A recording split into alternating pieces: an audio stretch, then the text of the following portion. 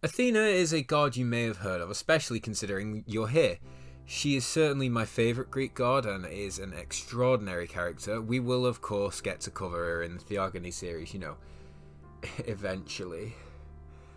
But right now, I want to talk about her origins and the strange circumstances of her birth. Before Zeus met Hera, he had another wife, and surprisingly enough, he didn't really cheat on her. I don't think.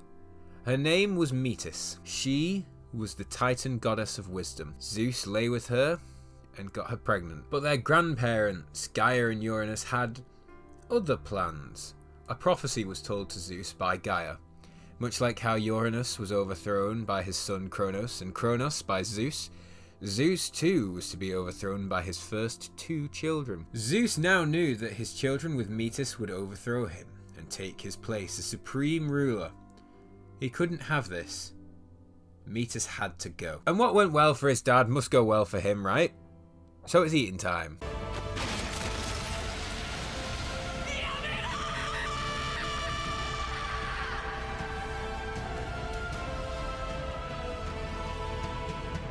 Well, not strictly eaten, though that's how it's worded in the Attic writing. The sentiment is more that Metis is kind of absorbed into Zeus. But they had already lain together, and Metis was already pregnant.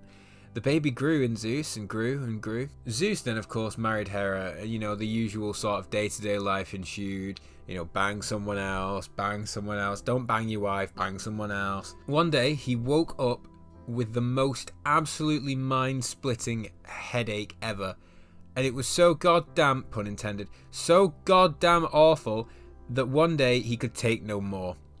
He took a Minoan axe, and not being able to bear it anymore, he was to cure himself or die trying.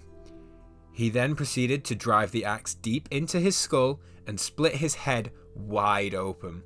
From this wound, of course, sprang forth Athena, fully grown and fully armoured. Zeus was cured, Athena was born, and as always, Hera was pissed. Hera's anger led to another god's birth, but we'll cover that another time. Maybe next week, I don't know. Anyway, I hope you guys enjoyed this week's video. If you did, like, comment, and subscribe. You know the drill. If you want to see me being weird online more often, then there's always my Twitter. Other good places to stay up to date are Insta and Reddit. As you can see on screen, there's some amazing fan art, again by Baiju Horses. If anyone else puts it up on my Reddit or sends it me on Twitter, I'll also show that. But as always, the artist's name is going to be on the old post. So if you're on YouTube, check out my TAL, and if you're on TIL, check out my YouTube. And I will see you next week, babies.